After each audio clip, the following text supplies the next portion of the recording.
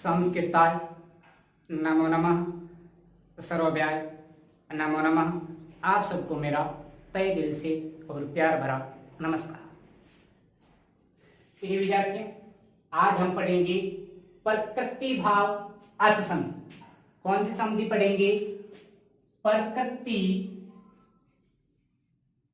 भाव अर्थ संधि। सर्वप्रथम हम ये देखेंगे कि प्रकृति जो शब्दांश हैं, जो पद हैं, उसकी व्युत्पत्ति किस प्रकार हुई, यानी विशेष रूप से होने वाली उत्पत्ति किस प्रकार हुई। मतलब इसमें कौन सा उपसर्ग है, कौन सा धातु है और कौन सा प्रत्यय है। सर्वप्रथम हम ये जानेंगे, तो आप ध्यान से देखिए कि प्रकृति में पर उपसर्ग है, प्रकृति में पर उपसर्ग है और क्री क्या है? धातु है। और यहाँ पे ती है, लेकिन इस ती का क्या होता है? यहाँ पे कतीन प्रत्यय होता है। क्या होता है? कतीन प्रत्यय होता है। अब पर क्या है? आपको पता है, पर उपसर्ग है और क्री क्या है? धातु है। और कतीन क्या है? प्रत्यय है। अब इधर ध्यान दीजिए कि पर उपसर्ग है, क्री धातु है और कतीन प्रत्यय है, लेकिन यहां पर ती कैसे? समझिएगा कि कतीन प्रत्यय में क्या होता है? क का और न का क्या हो जाता है? क्या हो जाती है? इत संज्ञा हो जाती है या लोप हो जाता है। क और न का क्या हो जाता है? लोप हो जाता है या इत संज्ञा हो जाती है। तो अतः शेष क्या बचता है? तो कतीन की जगह शेष क्या बचता है? ती। क्या बचता है? ती शेष रहता है, इसलिए यहाँ पर ती लिखा गया है। और जो कतीन प्रत्यय हैं, ये स्त्रीलिंग प्रत्यय हैं, इसमें गुण या वृद्धि नहीं होगी, गुण या वृद्धि नहीं होगी। आप देखो, पर उपसर्ग है, क्री धातु है, कतीन प्रत्यय है जिसका क और न का लोप हो जाता है और ती शेष रहता है। ती स्त्रीलिंग प्रत्यय है, गुण या वृद्धि नहीं होगी, इसलिए प्रकृति भाव में किसी भी प्रकार का परिवर्तन नहीं होता है, ज्यों का त्यों ही रखा जाता है जब हम संधि करते हैं। आप देखो कि उपसर्ग की परिभाषा क्या है?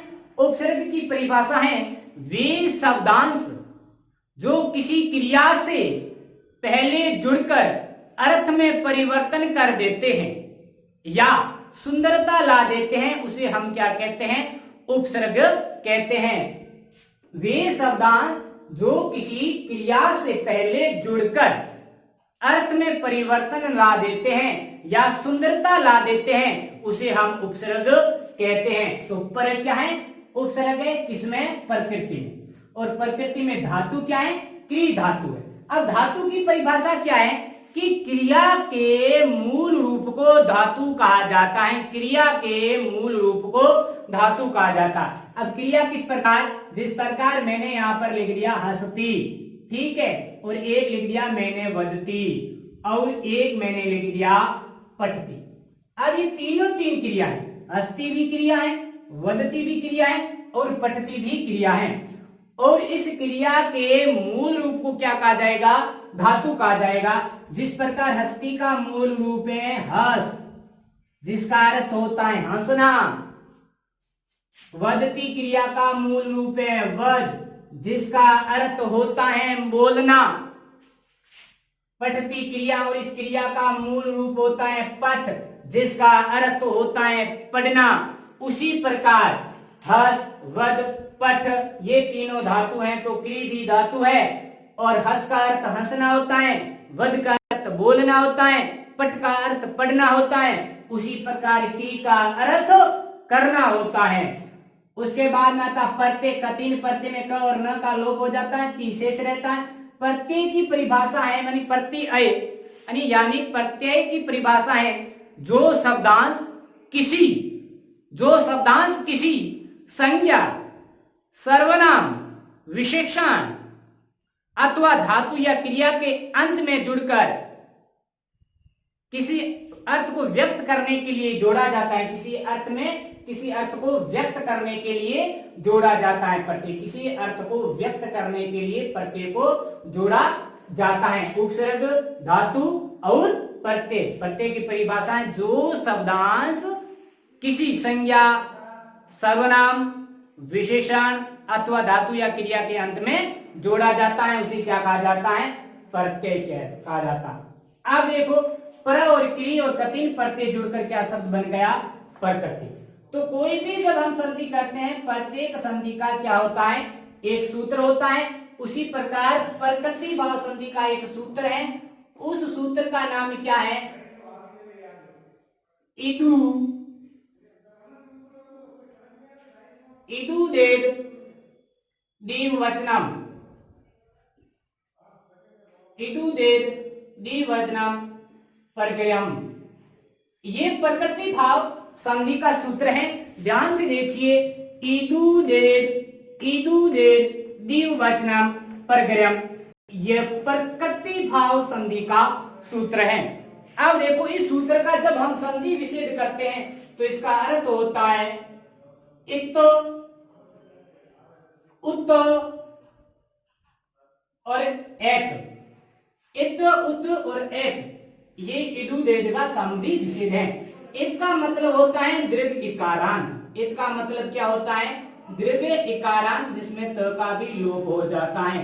उत का मतलब होता है दीर्घ उकारांत, दीर्घ उकारांत। और एत का मतलब होता है एकारांत। ठीक है, क्या मतलब होता है? इत का मतलब होता है दीर्घ इकारांत, उत का मतलब होता है दीर्घ उकारांत और एत का मतलब होता है एकारांत। अब ये हमें कहां मिलना चाहिए? ये पूर्व पद के अंत में मिलना चाहिए। पूर्व पद के अंत में दीर्घ इकारांत या दीर्घ उकारांत या दीर्घ एकारांत। और ये भी कौन से वचनम में? द्विवचनम में। कौन से वचनम में? द्विवचनम रूप से परे यदि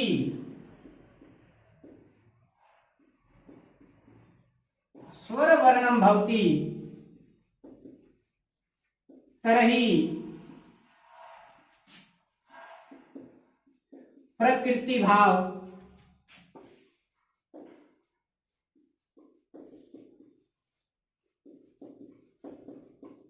संधि स्यात्। ये इसकी परिभाषा है कि इकारांत, उकारांत, एकारांत द्विवचनम रूप से परे यदि स्वर वर्णम भवति तर्हि प्रकृति भाव संधि स्यात्। कि मतलब जो पूर्व पद की समापति दीर्घ इकारांत से होनी चाहिए या पूर्व पद की समापति दीर्घ उकारांत से होनी चाहिए या पूर्व पद की समापति एकारांत से होनी चाहिए। और उनके साथ साथ कौन सा वचन होना चाहिए? द्विवचनम ही होना चाहिए।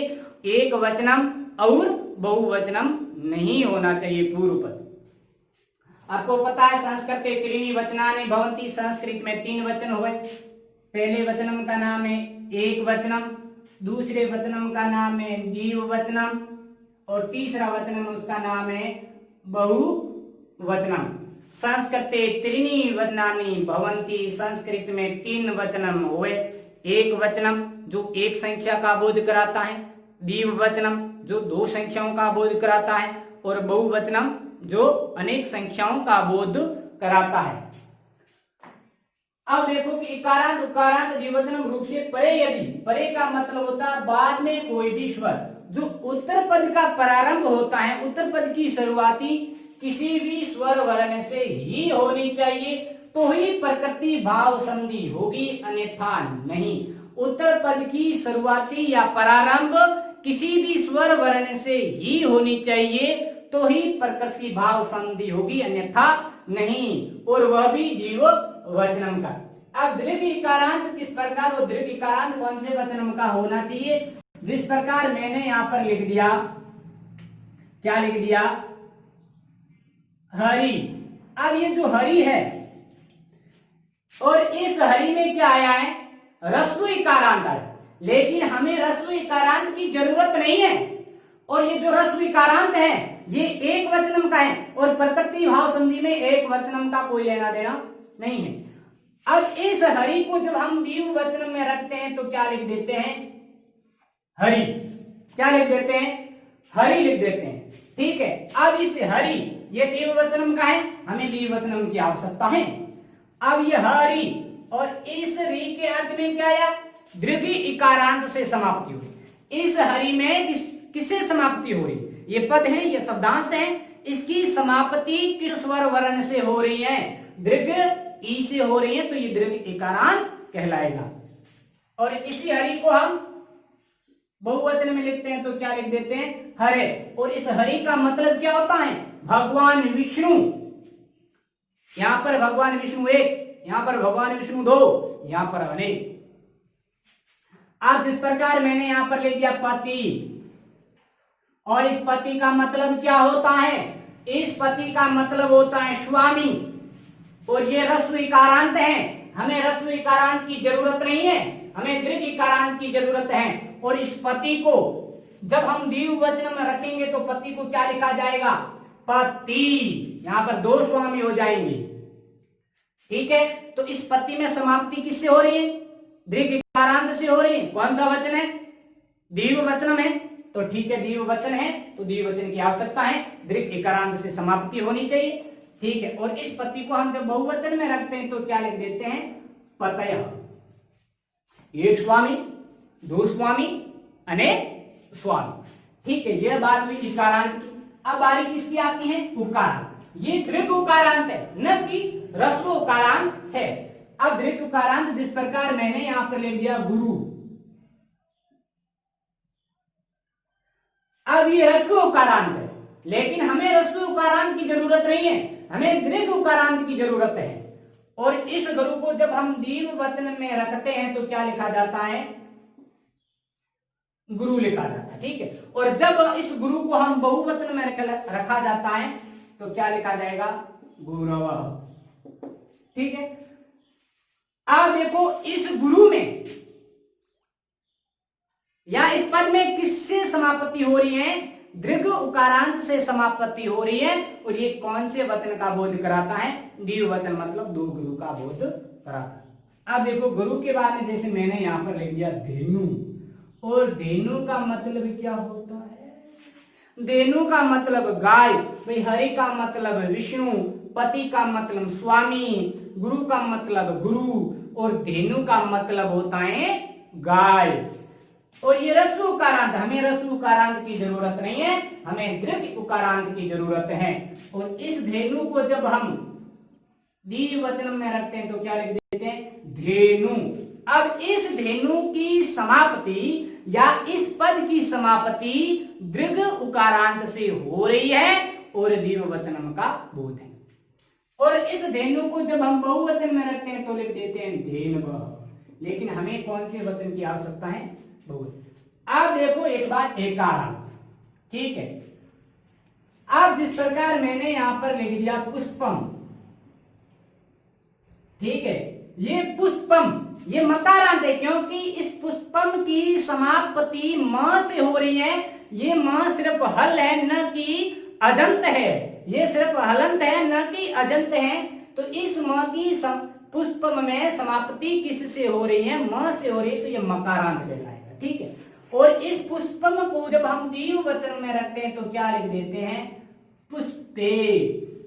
अब देखो इस पुष्पे की समाप्ति किस स्वर वर्ण से हो रही है, ए स्वर वर्ण से हो रही है, तो क्या कहलाएगा, एकारांत। और कौन से वचन का बोध हो रहा है, द्विवचन का। और बहुवचन में लिखेंगे तो हमने क्या लिख देंगे, पुष्पाणि। क्या लिख देंगे, पुष्पाणि। जिस प्रकार मैंने यहां पर लिख दिया रमा, और रमा का मतलब क्या होता है, लक्ष्मी, और पुष्पम का मतलब होता है फूल।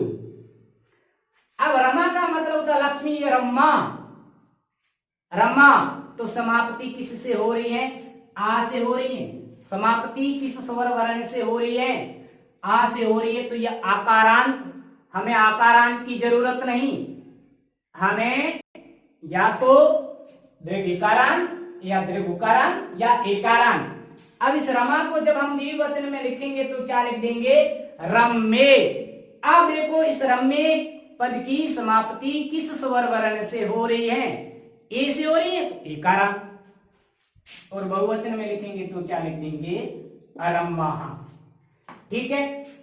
अब देखो ये हमें द्विवचन जैसे हरि, पति, गुरु, धेनु, पुष्पे और ये रमे, ये हमें कौन से पद में मिलने चाहिए? कोई भी संधि करते हैं तब हमारे पास 2 या 3 पद होता है। जो पहला पद होता है उसे हम पूर्व पद कहते हैं, और पूर्व पद में ये हरि, पति, गुरु, धेनु, पुष्पे, रमे होना चाहिए, क्योंकि इनकी समाप्ति दीर्घिकारांत, दीर्घुकारांत या एकारांत द्विवचनम से हो रही। और उसके बाद में भी जो उत्तर पद होगा, उत्तर पद भी द्विवचनम का होना चाहिए, लेकिन उत्तर पद का प्रारंभ किसी स्वर वर्ण से होना चाहिए या किसी अच से होना चाहिए।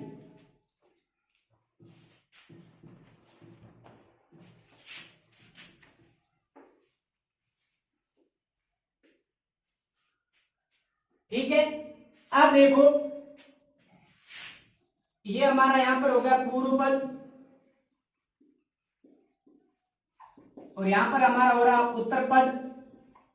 ठीक है, पूर्व पद में क्या लिख रहा हूं? हरि दीर्घ इकारांत से समाप्ति हो रही है, पति दीर्घ इकारांत से समाप्ति हो रही है, गुरु दीर्घ उकारांत से समाप्ति हो रही है, धेनु दीर्घ उकारांत से समाप्ति हो रही है, पुष्पे एकारांत से समाप्ति हो रही है,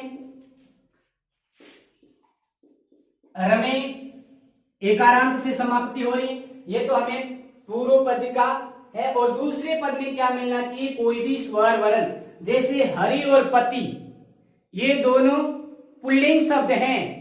संस्कृते त्रीणि लिंगानि भवन्ति, संस्कृत में 3 लिंग हुए, पुल्लिंग, स्त्रीलिंग और नपुंसकलिंग।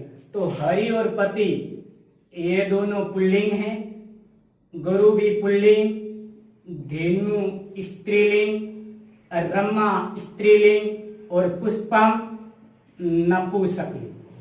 रमा स्त्रीलिंग, पुष्पम नपुंसकलिंग, धेनु स्त्रीलिंग, गुरु पति, हरि पुल्लिंग। ठीक है, अब देखो एक शब्द होता है हिंदी में लिखा जाता है यह। हिंदी में क्या लिखा जाता है? यह लिखा जाता है। हिंदी में क्या लिखा जाता है? यह लिखा जाता है। लेकिन पुल्लिंग में यह को एक वचन में क्या लिखा जाता है? अयम। द्विवचन में लिखा जाता है इम्मऊ, और बहुवचन में लिखा जाता है इम्मे। क्या लिखा जाता है? इम्मे। अयम इम्मऊ इम्मे, अयम इम्मऊ इम्मे। अयम का मतलब होता है यह। ये एक वचनम का है, लेकिन उत्तर पद भी कौन से वचन का होना चाहिए? द्विवचनम, जिनकी शुरुआती किससे होनी चाहिए? किसी स्वर वर्ण से। तो अयम में शुरुआती तो अ से हो रही है, लेकिन ये एक वचन है, तो हमें यहाँ पर इसकी आवश्यकता नहीं है। अब इनमें जिनकी शुरुआती ई से हो रही है, लेकिन ये द्विवचनम का है, तो हमें इनकी आवश्यकता है। तब हम यहाँ पर क्या लिख देंगे? इम्मऊ लिख देंगे। और इम्मऊ का मतलब होता है ये दोनों, इम्मऊ हरि, ये दोनों विष्णु हैं। तो जब हम इनकी संधि विच्छेद करेंगे प्रकृति भाव से, तो क्या लिखा जाएगा? हरि इम्मऊ। क्या लिखा जाएगा? हरि इम्मऊ। अब देखो पति दीर्घ इकारांत से समाप्ति हो रही है, तो पूर्व पद हमारा सही है। लेकिन जो दूसरा पद होगा, जो उत्तर पद होगा, उसमें क्या आएगा? इम्मऊ आएगा। और इम्मऊ का मतलब क्या होता है? ये दोनों इम्मऊ। तो क्या लिखा जाएगा? पति इम्मऊ। क्या लिखा जाएगा? पति इम्मऊ। मतलब ये दोनों स्वामी हैं। जैसे अयम पति लिखा जाता तो यह स्वामी है, इमौ पति ये दोनों स्वामी है, इमे पतय यह सब स्वामी है। देखो अब आया गुरु। गुरु के लिए हमको सब चेंज कर लेते हैं। जैसे मैंने लिख दिया यहाँ पर ऐसा, और ऐसा का मतलब होता है यह। ऐसा गुरु, ये गुरु हैं। एतो गुरु, ये दोनों गुरु है, और एते गुरु, ये सब गुरु हैं। तब यहाँ पर मैंने क्या लिख दिया? एतो। एतो का मतलब होता है ये दोनों गुरु, और इमो का मतलब भी होता है ये दोनों। तो यहां पर लिख दिया गुरु एतो। देखो दीर्घ उकारांत से समाप्ति हो रही है, स्वर वर्ण से शुरुआती हो रही है, यह भी गुरु द्विवचनम का है, एतो भी द्विवचनम का है। संधि कौन सी होगी? प्रकृति भाव अच संधि होगी। गुरु एतो का अर्थ होता है ये दोनों गुरु हैं। अब है धेनु। अब देखो थोड़ा सा लिंग में भी ध्यान देना पड़ेगा कि धेनु है जो पुल्लिंग नहीं है, धेनु क्या है? स्त्रीलिंग, तो इसका सर्वनाम भी स्त्रीलिंग का होगा।